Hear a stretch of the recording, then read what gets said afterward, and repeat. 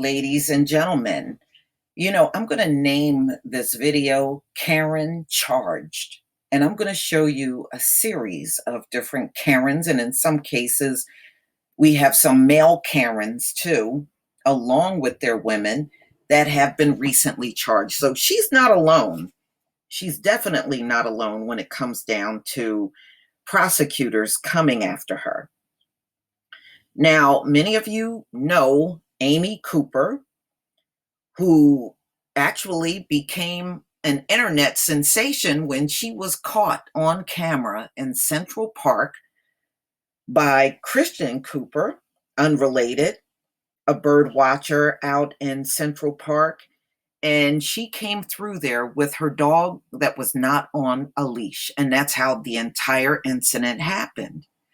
Well, Manhattan DA was not willing to let what Amy Cooper did. She said she was going to call in an African American was threatening her life, threatening her and her dog, which we know is a lie. And in Central Park, and again, I've been to Central Park, you have to have your dog on a leash. Those signs are all over the park. I don't care what part of the park you go to, you will see those signs. Okay, so today, the prosecutor office in Manhattan, Cyrus Vance Jr., said in a statement, our office will provide the public with additional information as the case proceeds. So they have charged her with reporting a false incident in the third degree. So not only did Amy lose her job behind this whole thing, but look like she's going to be dealing with paying for legal assistance because she's going to court over this mess. You can best believe it. So there's the prosecutor's office says at this time, I would like to encourage anyone who has been targeted of false reporting to contact our office. So not just Amy Cooper, but they're telling anybody in Manhattan, if you've been out and about and somebody whipped out a cell phone and called the police and falsified a report, they are now encouraging New Yorkers to contact the prosecutor's office because they intend on going after these people. And if you remember, about 2 weeks ago, they passed legislation for this. I knew they would because Cuomo was actually talking about this during one of his coronavirus press conferences. He mentioned that this woman should be charged. And I knew once the governor said it, they were going to make that happen. They were definitely going to make that happen. So they're saying to people in Manhattan, all over New York and Manhattan, if you have experienced someone like Karen making calls on you, contact the prosecutor's office. We strongly are committed to holding perpetrators of this conduct accountable. Now, if they would just do this in all 50 states. So this is kind of good that Manhattan is doing this because now it will make other Karens that pop up on the scene a lot more reluctant to do these things, especially if they know there's going to be some consequences behind it. And that's the reason why it's happening as we're seeing it. There's never been any consequences for these women for 500 years. This is why they are hell-bent on starting these altercations because every time you see the videos, they're starting the entire thing. So good. I'm glad this is happening to Amy Cooper. This is what she get. All you had to do was put your dog on your on the leash and go on about your merry business, but you complicated this entire thing. So here you are. Many of you remember this couple. Now, I did a video on these two and an update within the same video. And This woman bumped, if you remember, Jillian here bumped into a 15-year-old black girl. And, and she only did that because she was armed. And these two were out purposely looking for trouble. They were. They were out there looking for trouble on purpose. So this is Julian Wustenberg and her husband, Eric, have both been charged with felony assault. And, she's 32, he's 42. And they pulled a gun out on a black mother and her teenage daughters over an altercation over Jillian here bumping into the girl and not saying anything. So she was, like I said, whenever you see them empowered like that out in public, they're packing heat. So they were arrested. Eric has since lost his job and behind this whole incident. And boy, what a hell of a time to lose your job when a pandemic is going on and all businesses are not even open to even hire you into another position. So he's going to have a hell of a time on unemployment. So, ladies and gentlemen, it's a good thing that finally they are charging these people that are going out here looking for trouble. You would think during the time of coronavirus, you would not want that kind of contact with anyone out in public, but these folks don't care. They don't care. Ladies and gentlemen, this woman that you're looking at, remember, she was blocking a black woman from leaving the parking lot of a Kroger supermarket in Michigan, Wayne County, Michigan. Prosecutors have decided to charge 46-year-old Livonia woman at a grocery store harassment incident. So her name is Paula Marie Guerin, 46 years old. Now she looked beat up for 46. Was charged in connection with intentionally blocking another female shopper's car so the shopper was not able to leave the grocery store parking lot. And Livonia, so the prosecutors are charging her.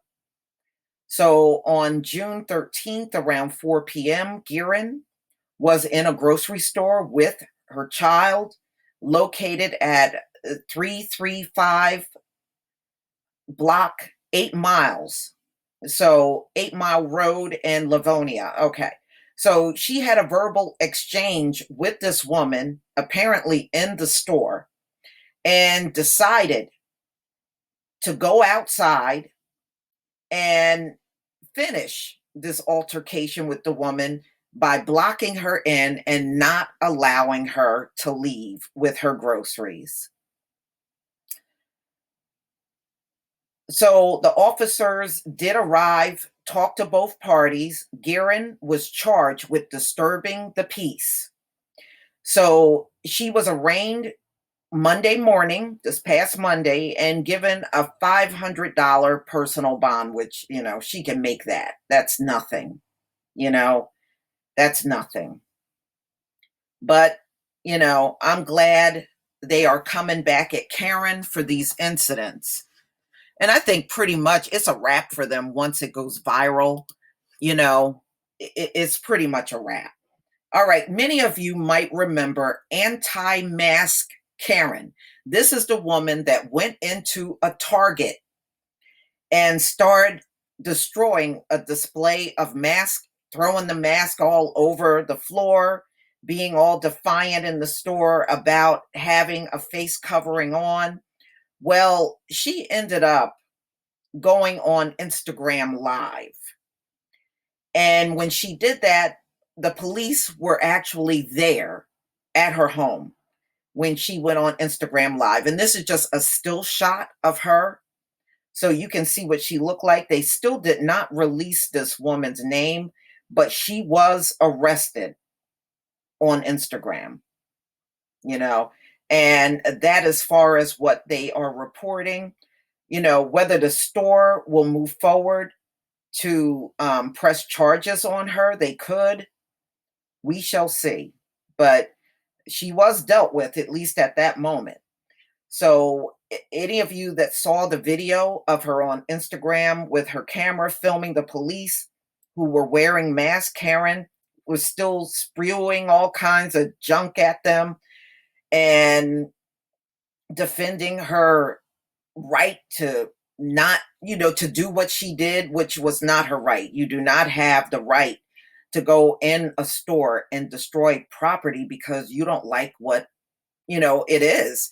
Many of us walk in stores and there's quite a few items in that store you may not care for, you may never purchase, or you just straight up don't like. That don't mean you have the right to walk over and start destroying anything that's in the store, right? You just don't. So, ladies and gentlemen, they really do need to start enforcing this stuff more. Many of you might remember this couple, ladies and gentlemen. It was just protesters walking past their home, and they decided to come out and brandish weapons, in which they were completely out of line. People walking past your home is not illegal. It's not illegal. Nobody came onto your property to make any threats. People really didn't start saying anything to them until they saw them standing there with weapons, which was completely uncalled for, and they definitely went overboard. Okay, so this is Mark McCloskey, 63, and his wife Patricia. They were seen, of course, on viral videos and photographed just standing there with, she was holding a handgun, he was holding an AR-15 rifle. And all of this because people were just simply protesting and walking past their homes. They didn't even stop in front of their homes. They kept it moving. They were actually on their way to the mayor's home to protest. And I still got to do a video on that one, y'all. And that's all they were doing. So these two definitely went overboard in this whole situation. And they are now being charged for brandishing guns. Okay. And they did this to people that were unarmed and just simply protesting, walking past their home in order to get to the mayor's home. That's all they were doing. So, I mean, if they wanted to come outside just to make sure nothing happened to their property, I can see that. But this just went way too far. It really did.